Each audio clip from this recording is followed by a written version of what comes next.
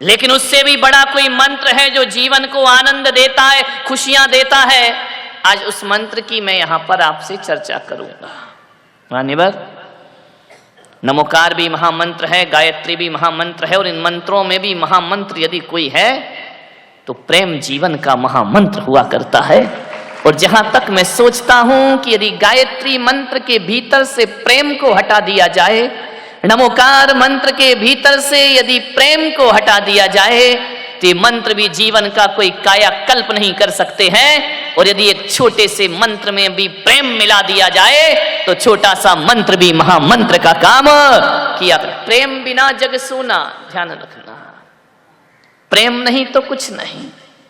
जाघर प्रेम न संचरे, ताघर जान मशान। जिस घर में प्रेम नहीं वो घर शमशान की तरह हुआ करता है। आपको मालूम है कि कब्रिस्तान में, शमशान में जाके देखना, लाशें पड़ी रहती हैं और एक कब्र से दूसरे कब्र की दूरी ज्यादा नहीं होती, 1 फीट 1.5 फीट। लाशें जिंदगी भर लेटी रहती हैं लेकिन एक दूसरे से प्रेम नहीं किया करती हैं, एक दूसरे से बात नहीं करती हैं, एक दूसरे से स्नेह भाव नहीं होता है। मैं आपसे कह रहा हूं कि जिन घरों में आपस में बोलचाल ना हो वो घर घर नहीं, किसी शमशान से कम नहीं हुआ करते हैं। घरों में प्रेम होना चाहिए। प्रेम बिना जग सूना। मानिए, प्रेम तो ऐसा शब्द है, यदि ये प्रेम का शब्द जुबान पर आ जाए तो जुबान मीठी हो जाती है। प्रेम के शब्द यदि कानों में पड़ जाएं तो कानों में अमृत घुल जाया करता है। और प्रेम के शब्द यदि दिल में आ जाएं तो देह देवालय बनने को तैयार हो जाए। प्रेम ही सब कुछ है। पत्थर में क्या रखा है, पत्थर की मूर्तियों में क्या रखा है? प्रेम है तो पत्थर भगवान है, और प्रेम ना हो तो भगवान भी हमारे लिए कोई काम का नहीं होता। प्रेम होना चाहिए जीवन में। ये मत बोलो कि सामने वाला मेरा सम्मान नहीं करता। सम्मान दोगे तो सम्मान अपने आप वापिस लौट करके मिलेगा। मान्यवर, महावीर ने वात्सल्य को चुना, निस्वार्थ प्रेम, बदले में कुछ नहीं चाहिए, मोह विहीन प्रेम, कोई अपेक्षा नहीं। लेकिन आज मैं देखता हूं तुम्हारे घरों में जितना प्रेम तुम जानवरों से करते हो ना, उतना इंसान से नहीं करते। मैं दिल्ली से बिहार कर रहा था, सुबह सुबह मैंने क्या देखा, सुबह सुबह मॉर्निंग वॉक पे लोग निकले हुए थे। एक महिला बड़ी पढ़ी लिखी आधुनिक कुत्ते के बच्चे को गोद में लेके घूम रही है, सुबह सुबह मॉर्निंग वॉक। मैंने महाराज से पूछा कि महाराज ये क्या हो गया इस महिला को? मैंने कहा ये कुत्ते के बच्चे को लेके घूम रही है। मैंने कहा बताओ क्या बात है? यहां तक तो ठीक था, आगे और दुर्घटना घटी कि कुत्ते के बच्चे को तो महिला लेके घूम रही है, उसके बच्चे को नौकर लेके चल रहा है। मैंने अब तो मुझसे सब्र नहीं हुआ, मैंने कहा महाराज ये नजारा क्या है? बोले बताओ महाराज, आप बताओ ये क्या है? मैंने कहा कुत्ते के बच्चे को लेके घूमे वहां तक तो सही है, लेकिन खुद के बच्चे के लिए नौकर रखा है। ये जिंदगी है हमारी, ये स्टेटस है हमारा। एक तो आजकल एक फैशन और चल गया है, एक महिला आई बच्चे को लेके गोद में नहीं, डोलची में, जैसे सब्जी लेने जा रही हो। मैंने कहा ये क्या है? बोले बच्चा है। तो मैंने कहा तेरा ही है या किसी और का है? बोले मेरा ही है। तो बोले बैग में क्यों रखा है? आजकल महिला बच्चे को छाती से लगाना नहीं चाहती है, उसका स्टेटस गिर जाएगा। और फिर उन बच्चों से सोचती हो कि बुढ़ापे में हमारा साथ देगा। अरे आज डोलचियों में लेकर के बच्चों को घूमोगी, कल वृद्धाश्रम में बच्चा छोड़ने की ताकत पैदा करेगा अपने अंदर। सीने से लगाइए, दूध पिलाने को आया रखी है। कैसी माँ हो अपने बच्चे को दूध नहीं पिला सकती हो? ध्यान रखिए। उसके बाद फिर सोचते हो कि बुढ़ापे में ये सहारा बनेगा। आज बच्चे माँ की ममता को तरस रहे हैं मेरे भाई। छोटे छोटे, हम लोग छोटे छोटे थे, 5-6 साल तो स्कूल ही नहीं जाते थे भाई, ऐसे ही नंगे घूमते रहते थे घर में। आजकल तो 2 साल हुआ नहीं कि स्कूल की तैयारी है। और मम्मी इसलिए नहीं भेज रही कि इसका ज्ञान बढ़े। जा बेटा तू 2 घंटे स्कूल में रहना, तब तक मैं खाना बना लूंगी। विचार तो करो आप। अब दादा दादी तो है नहीं, चाचा चाची तो है नहीं, क्या करे? बच्चे को प्ले स्कूल में डाल दिया गया है। ध्यान रखिए मान्यवर, सोचिए आप, इतना बोझ, केवल पढ़ाई ही उनका जीवन रह गया और कोई जिंदगी बची ही नहीं है। मान्यवर, मैंने देखा कि ये कुत्ते के बच्चे को लेके घूम रही है, खुद के बच्चे के लिए नौकरानी रखी है। महाराज ने पूछा, बताओ महाराज इस कलयुग में इसका अर्थ क्या है? अब मेरे अर्थ तो बड़े उल्टे सीधे होते हैं। मैंने कहा महाराज मुझे तो ये लगता है या तो ये पिछले जन्म में इसकी मां थी, बड़ी मुश्किल से मिला इस जन्म में बिछड़ा हुआ, या फिर ये अगले जन्म में इसकी मां होने की तैयारी कर रही है। ध्यान रखिए मान्यवर, सोच, मेरा कहना ये नहीं है कि कुत्ते के बच्चे को मत प्यार करो, बहुत करो भाई, हमारा धर्म तो कहता है सबसे प्यार करो, लेकिन मेरा निवेदन जो आत्मीयता से आपसे है कि कुत्ते के बच्चे से नफरत करो, मैं ये नहीं कह रहा हूं, लेकिन इंसान के बच्चे को डंडे मत मारो मेरे भाई, उसको भी सीने से लगाने का प्रयास करिए, उसे भी प्रेम देने का प्रयास करिए। कुत्ते के लिए महंगे महंगे बिस्किट हैं आपके यहां, महंगी महंगी साबुन से कुत्ता का बच्चा नहा रहा है, डाइनिंग टेबल पर बैठकर खाना खा रहा है, और 50 लाख की बंसटी में जीभ निकाल के खिड़की से देख रहा है। ध्यान रखना, आदमी के बच्चे के लिए पानी नहीं है तुम्हारे यहां, आदमी का बच्चा रो रहा है, देवरानी का बच्चा रो रहा है, एक गिलास दूध नहीं है आपके यहां, कुत्ते के लिए सब कुछ है। मान्यवर, विचार करना है आपको, निवेदन है मेरा, ऐसा स्टैंडर्ड मत बनाओ अपना कि इंसानियत की हत्या अपने हाथों से हो जाए। मान्यवर, प्रेम करो। आज अदालतों में भाई भाई के केस पड़े हुए हैं, आज अदालतों में परिवार के केस पड़े हुए हैं, एक भाई दूसरे भाई से नहीं बोलता, दूसरा भाई बड़े भाई से नहीं बोलता है। क्या मामला है ये भाई?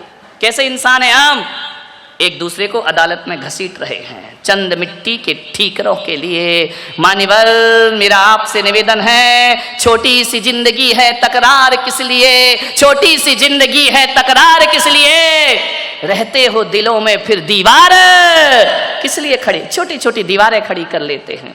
मेरा चतुर्मास था एक जगह आगरा में, बहुत 2000 में। मैंने वहां क्या देखा?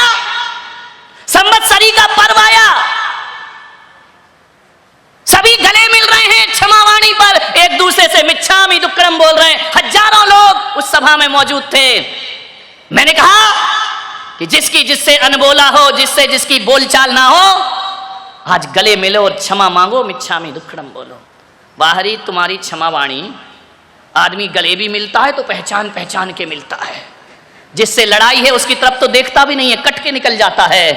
जिससे बोलचाल हो गई है, अनबोले हैं, उसकी तरफ तो हमारी दृष्टि भी नहीं जाती है। क्षमा किससे मांगेंगे? जो बिल्कुल हार्टली फ्रेंड 24 घंटे मिल रहे हैं, बैठे उत्तम क्षमा मिच्छामि दुक्कडम में। क्या नौटंकी मचा रखी है भाई। क्षमावाणी का अर्थ है जिससे बरसों से नहीं बोलते, जाओ उसके गले मिलो और अपने अपराधों की क्षमा मांगिए, वो क्षमावाणी हुआ। अभी यहां भी होगी पूना में, देखता हूं क्या होता है। मान्यवर, सब गले मिल गए, 2 लोग आपस में गले नहीं मिले। मेरी नजर पड़ गई, मैंने आयोजकों से पूछा कि ये 2 गले क्यों नहीं मिल रहे हैं? बोले वो नहीं मिलेंगे महाराज। मैंने कहा वो क्यों नहीं मिलेंगे? मैंने कहा पूरी समाज से गले मिल गए, आयोजक कमेटी से गले मिल गई, मुझसे आके क्षमा मांग ली। बोले वो दुनिया से क्षमा मांग लेंगे, आपस में नहीं मिलेंगे। मैंने कहा क्यों? बोले वो एक ही मां से पैदा हुए 2 लड़के। मेरा माथा ठनका। मैंने कहा ये क्या भाल है? अरे 10 दिन पर्यूषण पर्व किए हैं, 10 दिन के उपवास किए हैं, सारी समाज को जीवनवारी करा दी, उसको नहीं बुलाया। दोनों मेरे भक्त। बड़ा भाई मेरे पास आया, मैंने कहा इधर आओ, कल क्षमावाणी का प्रोग्राम था, तुमने सबसे क्षमा मांगी, एक व्यक्ति से क्षमा नहीं मांगी। वो समझ गया।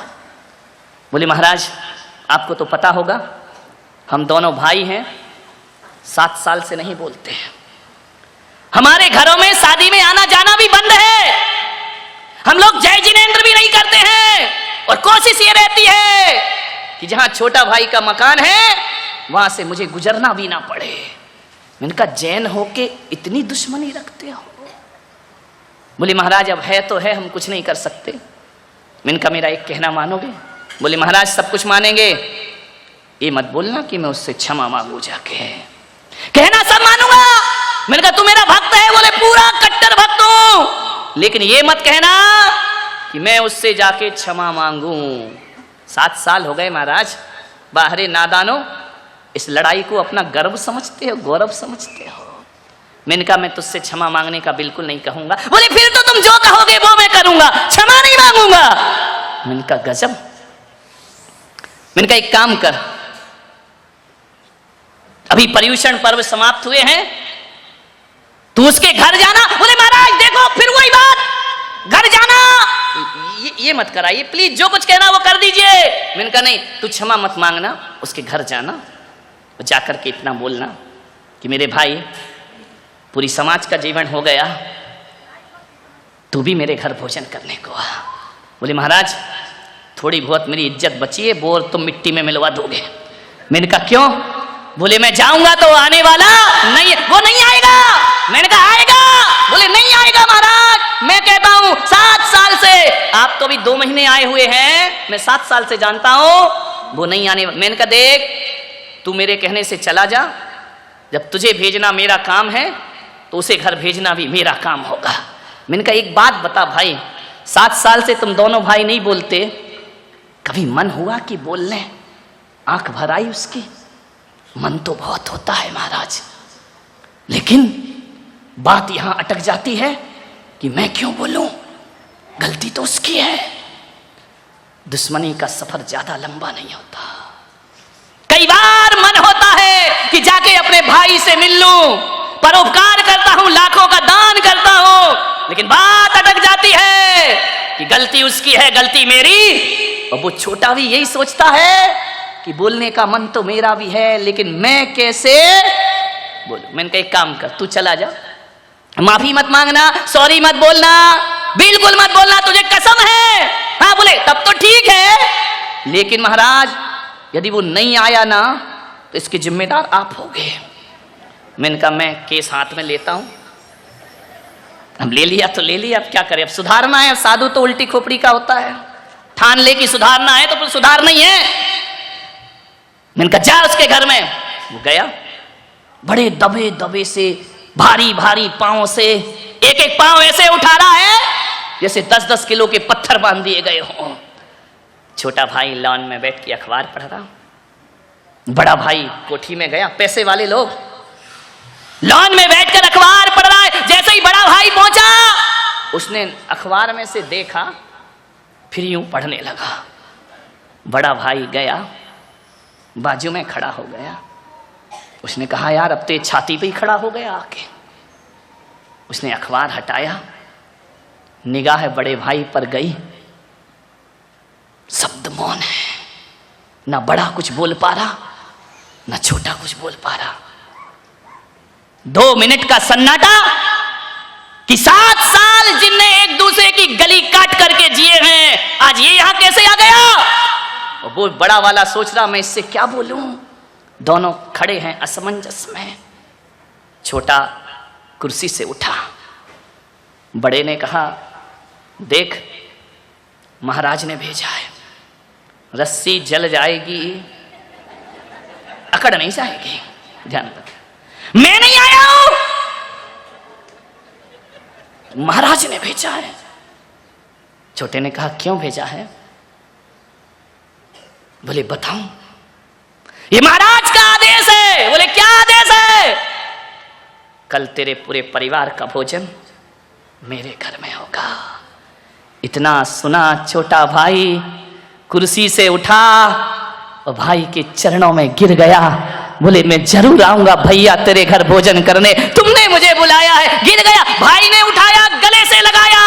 7 साल की दुश्मनी, दोनों गले से लगकर इतने रोए, इतने रोए, इतने रोए, छल छला गई आंखें कि लड़ते तो हम बचपन में भी थे, ये कैसी लड़ाई है। 7 साल से हमारी बोलचाल बंद है। गले लग गए दोनों, इतने रोए कि एक दूसरे के कंधे आंसुओं से गीले हो गए। बोल छोटे तू आएगा या नहीं आएगा? बड़े भैया 7 साल पहले आ जाते तो ये 7 साल की दुश्मनी नहीं होती। मैं तुम्हारे घर जरूर आऊंगा, पूरे परिवार को लेकर आऊंगा। छोटे मुझे माफ कर दे मेरे भाई। छोटे ने कहा भैया माफी मांगकर मुझे शर्मिंदा मत करो। चरणों में गिर गया, लिपट करके रोते रहे, जी भर के रो लिए, आंसुओं में सारी दुश्मनी बह गई। कल आओगे ना भैया? जरूर आऊंगा। महानिवर कहते हैं दूसरे दिन वो परिवार उनके यहाँ भोजन करने के लिए गया। छोटे ने कहा भैया 7 साल बाद एक थाली में बैठ करके हम खा रहे हैं, तरस गई थी आंखें, तरस रहा था दिल, मन तो मेरा कई बार करता था कि बोल लूं, लेकिन बस छोटी सी बात में 7 साल की दुश्मनी। बड़े ने कहा छोटे तू सब भूल जा, दिमाग से निकाल दे ये सब बातें। महाराज ने हमारे भीतर सोया हुआ प्रेम फिर से जागृत कर दिया है, अब हम हकीकत में इंसान हो गए हैं। छोटे ने कहा भैया भाभी क्या कल आप मेरे घर भोजन को आओगे? उसने कहा जरूर आऊंगी देवर जी, हम तो वर्षों से इंतजार कर रहे थे। मान्यवर 7 साल की दुश्मनी पल भर में खत्म हो गई। थोड़ा प्रयास तो करो मेरे भाई, प्यार से हाथ मिलाने का प्रयास तो करो। ये दुनिया बहुत अच्छी है, खराब नहीं है, ये रिलेशन बहुत अच्छे हैं, एक कदम तो बढ़ाओ। ये सोच के हम रुक जाते हैं कि हम क्यों बढ़ाएं, वो क्यों नहीं बढ़ाता है। मान्यवर दोस्ती हो गई। मैंने दोनों को बुला के पूछा कैसा लगा? बोले महाराज 7 साल तो क्या, हम लोगों की उम्र 30 साल 35 साल हो रही है। आज हमको लगा अपने जीवन में कि जैसी क्षमावाणी 35 साल में नहीं आई, वैसी क्षमावाणी इस चातुर्मास में हमारे जीवन में आई है। आज हमारा जीवन धन्य हो गया, हमारा जीवन इतना खुशी, इतना आनंद। भग महाराज पैसा था, रुपया था, इज्जत था, सब कुछ था, प्रेम को तरस रहे थे 2 भाई। मान्यवर दिल को थोड़ा बड़ा करो, बहुत बड़ा दिल कर लो। दायरे दिल मत बनाओ कि हम 2 हमारे 2। दिल दायरे दिल नहीं, दरिया दिल होना चाहिए, या हम भी समा जाएं और सारा जगत समा जाना चाहिए। मान्यवर किस काम की पूजा पाठ, किस काम की भगवान की अर्चना, किस काम का वह अभिषेक, किस काम का विधान, यदि भाई भाई से नहीं बोलता है मान्यवर व्यर्थ होती है जिंदगी। आपसे निवेदन है आपके घर में 4 लोग हों, जहां 4 लोग रहेंगे वहां खटपट तो होगी। मैं कितना भी गला फाड़ूं तुम्हें तो वही कहना खटपट तो होगी। अरे ये बोलो आज प्रवचन सुन लिया, आज के बाद हमारे घर में कोई खटपट नहीं होगी, हमारे बर्तन आपस में टकराएंगे नहीं। ध्यान रखिए हो जाते हैं, घर में रहते हो, समाज में रहते हो, परिवार में रहते हो, कहा सुनी हो जाती है भाई। ये जितने भी झगड़े हैं ये बोलने के झगड़े हैं बस, और किसी चीज के झगड़े नहीं हैं। ध्यान रखना, बोलने की तो दूरियां हैं। एक बात याद रखना, घर में भाई भाई यदि आपस में नहीं बोलते ना, तो मेरा एक सूत्र अपनाना, सप्ताह में एक बार, सप्ताह में एक बार ना सही 15 दिन में एक बार, 15 दिन में एक बार ना सही महीने में एक बार सभी सामूहिक भोजन किया करो। ध्यान रखिए डाइनिंग टेबल पर एक साथ बैठो, सामूहिक भोजन कर लिया करो। मान्यवर मैं आपसे निवेदन करता हूं, ये भोजन ही है जो लोगों को दिलों से दिलों को जोड़ता है। यदि घर में प्रेम रखना है तो सामूहिक भोजन करो, और समाज में प्रेम रखना है तो सामूहिक भजन किया करो। मंदिरों में बैठ करके समाज में प्रेम प्रवाहित हो जाएगा। आज चतुर्मास के माध्यम से इतने लोग यहाँ पर बैठे हैं, अरे ऐसे ऐसे लोग होंगे जिन्होंने पूना में कितनी जिंदगी गुजार दी, लेकिन ये भी नहीं पता कि ये भी जैन था और मैं भी जैन थे। लेकिन इस चातुर्मास में वो होगा, सब अपरिचित दोस्त बनने का प्रयास करेंगे, भाईचारा प्रकट हो जाएगा, प्रेम प्रवाहित। सामूहिक भजन से समाज में प्रेम रहता है, और सामूहिक भोजन से घर में प्रेम रहता है। मेरे महिलाओं से निवेदन है, ऐसा जीवन मत बनाओ कि देवर दूध मांगे तो मलाई गायब, पति दूध मांगे इतनी मोटी मलाई, देवर कहता भाभी दूध में मलाई नहीं, क्या करें, ये दूध वालों का सत्यानाश हो, पानी मिला के देते हैं। बताओ बेचारा देवर भाभी में मर रहा, वो दूध वाला वो तो प्योर देके गया है। ऐसा मत करो, कि पति आए तो सब्जी में मसाला ही मसाला, देवर आए तो मसाला का मुंह काला। ध्यान नहीं, प्रेम से कहा जाता है ना, माँ के हाथ का भोजन बहुत स्वादिष्ट हुआ करता है। कभी संतों के आहार होते हैं ना, आहार के बाद उनका भोजन करना। मान्यवर, बड़ी बड़ी दावतों का भोजन का वो स्वाद नहीं होता जो संत के आहार के बाद का उबले हुए भोजन में वो स्वाद हुआ करता है। ना मिर्च होता, ना मसाला होता, फिर भी स्वादिष्ट होता है वो भोजन। क्यों होता है स्वादिष्ट? क्योंकि जब वो संत का भोजन बनता है ना, तो ये महिलाएं भोजन में मिर्च मसाला नहीं, भीतर का प्रेम उड़ेल दिया करती हैं। और एक बात याद रखना, स्वाद मिर्च मसालों में नहीं होता, स्वाद भीतर के प्रेम में हुआ करता है। महिलाओं से निवेदन है, आज घर जाना, आपके रसोई घर में देखना, ये पारिवारिक प्रवचन है आज मेरा। घरों में जाके रसोई घर में देखना, बहुत से डिब्बे रखे होंगे, उसमें स्लिप लगी होगी, नमक, जीरा, धनिया, मिर्ची लगी होगी ना, लगी रहती है।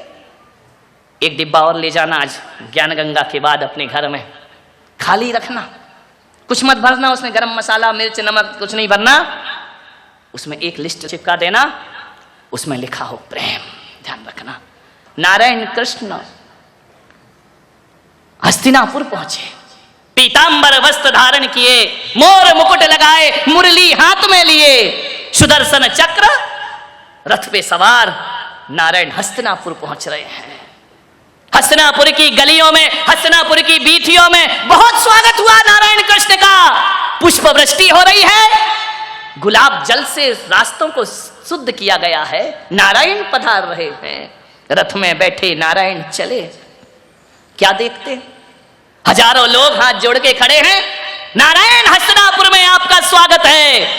नारायण कृष्ण दुर्योधन के पास जा रहे थे संधि का प्रस्ताव लेकर कि भाई भाई आपस में मत लड़ो, दौलत के लिए झगड़ा क्यों करते हो। संधि का प्रस्ताव लेके नारायण कृष्ण हस्तिनापुर चले। जैसे ही चलते गए, एक झोपड़ी का दरवाजा खुला, उसमें से एक गरीबनी ने झांक करके देखा, मधुसूदन जा रहे हैं, नारायण जा रहे हैं, कृष्ण जा रहे हैं, गोविंद जा रहे हैं। उसके मन में आया, कृष्ण की नजर पड़ी उस पर, मुस्कुरा दिए। उस बुढ़िया ने देखा कृष्ण मुस्कुरा दिए मुझे देख करके। उसके मन में आया कि कभी ये पाहुना बनकर मेरे घर आएंगे। अरे ये क्या आएंगे, ये द्वारकाधीश, ये हस्तिनापुर के महलों में ही जाएंगे। कृष्ण मुस्कुराए, रथ आगे बढ़ गया। जाकर के दुर्योधन के दरबार में नारायण कृष्ण ने कहा, नारायण दुर्योधन ने कहा, हे मधुकांत, हे मधुसूदन, आपका स्वागत है। कृष्ण ने कहा, स्वागत तो ठीक है दुर्योधन, इस स्वागत मुझे आनंद नहीं दे रहा है। तुम भाई आपस में क्यों लड़ रहे हो? ऐसा करो, पांडवों को एक छोटा सा गांव दे दो, पूरा हस्तिनापुर तुम ले लो, वो पांडव छोटे से गांव में अपनी जिंदगी गुजार देंगे। कृष्ण दुर्योधन ने कहा कि नारायण एक बात ध्यान रखना, मैं हर चीज मान लूंगा, लेकिन पांडवों को एक गांव, मैं तो सुई की नोक के बराबर भी जमीन देने को तैयार नहीं हूं। नारायण ने कहा, समझ जाओ दुर्योधन, संभल जाओ। दुर्योधन ने कहा, कुछ भी हो जाए नारायण, पांडवों को एक सुई की नोक भी बराबर जगह नहीं मिलेगी। तो कृष्ण ने कहा, फिर दुर्योधन अब हमारी मुलाकात कुरुक्षेत्र में होगी। मैं संधि का प्रस्ताव लाया हूं, तुमने ठुकराया है, सर्वनाश निश्चित है तुम्हारा। लेकिन मैं नारायण कृष्ण सर्वनाश के पहले तुम्हें आगाह करता हूं। दुर्योधन दुर्बुद्धि को कुछ समझ नहीं आया। उपदेश दुर्बुद्धियों को कैसे समझ में आएंगे? जिसके सद्बुद्धि हो वो उपदेश ग्रहण करता है। दुर्बुद्धि। दुर्योधन ने कहा कि नारायण अब ऐसा करो, ये तो राजनीति की बातें हो गई, चलो महल में भोजन करते हैं। क्या परंपराएं हमारे देश की थी कि राजनीति की बातें अलग हैं। हमारे घर में कोई आ जाता था, दुश्मन भी आ जाए तो भोजन को पूछा जाता था। नारायण महलों में भोजन करो, मोहन भोग बना है, 56 भोग बने हैं। कृष्ण ने कहा, नहीं दुर्योधन, आज मेरा निमंत्रण कहीं और है। दुर्योधन ने कहा कि मैंने आपकी बात नहीं मानी इसलिए भोजन नहीं करोगे। कृष्ण ने कहा, ऐसी बात नहीं है, राजनीति अलग जगह है और व्यवहार अलग जगह हुआ करता है। आज मेरा भोजन कहीं और है, दुर्योधन फिर कभी मिलेंगे, फिर भोजन करेंगे। क्या लोग थे। पहले का ये जमाना था कि जब हमारे पूर्वज भोजन करने बैठते थे ना, तो आंगन में खड़े होकर आवाज लगाते थे कि मेरी आवाज जहां जहां तक पहुंच रही है और वहां वहां तक यदि कोई भूखा हो तो आए भोजन ग्रहण करे, उसके बाद मैं भोजन ग्रहण करता हूं। क्या जमाना था। शास्त्रों में लिखा है मुनि को भोजन दे फिर निज करई आहारे। और आजकल तो महाराज को भोजन देंगे बाद में, नाश्ता करेंगे पहले। ध्यान रखना, विचार करना। पहले जब तक साधु का भोजन ना हो जाए कोई अन्न जल ग्रहण नहीं करता था। पहले का जमाना वो था कि लोग सोचते थे कोई आवे तो हम खावे। आज का जमाना ऐसा है कि लोग सोचते ये जावे तो हम खावे। ध्यान रखिए। मान्यवर दुर्योधन के भोजन ठुकराए नारायण कृष्ण ने। लौट करके आए, दरवाजा खटखटाया, काकी दरवाजा खोलो। काकी ने कहा कौन हो। अभी काका घर में नहीं है, मैं अकेली हूं, दरवाजा नहीं खुल सकता है। उसने कहा काकी एक बार तो देखो कौन आया है तुम्हारे घर पे। बोले जो भी आया हो अभी दरवाजा नहीं खुलेगा। कृष्ण ने आवाज दी, काकी बहुत भूख लगी है, बहुत भूखा हूं मैं। काकी ने सोचा कि भूखा दरवाजे पे आया है, तो हमारे देश की परंपरा वो थी यदि भूखा द्वार पे आ जाए तो फिर मर्यादाएं नहीं देखी जाती हैं। काकी ने कहा ठहर जाओ, तुम अपना नाम तो बताओ कि तुम कौन हो। कृष्ण ने कहा काकी बस दरवाजा खोलो, अभी मुझे नाम याद नहीं आ रहा है, मुझे भोजन याद आ रहा है। जैसे ही विद्राणी ने दरवाजा खोला, मोर मुकुट धारण किए पीतांबर नारायण कृष्ण द्वार पर खड़े हैं। भाव विभल हो गई कि ये कैसे हुआ। ये राजाओं के महलों में जाने वाले मुझ गरीबनी की झोपड़ी में आकर कैसे खड़े हो गए। नारायण नारायण कृष्ण ने कहा कि काकी अंदर आने का नहीं बोलोगी। भूल गई, भाव विभल हो गई, सत्कार मान मर्यादाएं सब खो चुकी थी। भाव विभल, अंदर जाती बाहर जाती। कृष्ण ने कहा मुझे भीतर आने का तो बोलो। विद्राणी ने इशारा किया, शब्द मौन हो गए। एक बात ध्यान रखना, जब प्रेम प्रगाढ़ होता है तो शब्द मौन हो जाया करते हैं। कोई शब्द ही नहीं निकला उसके मन से।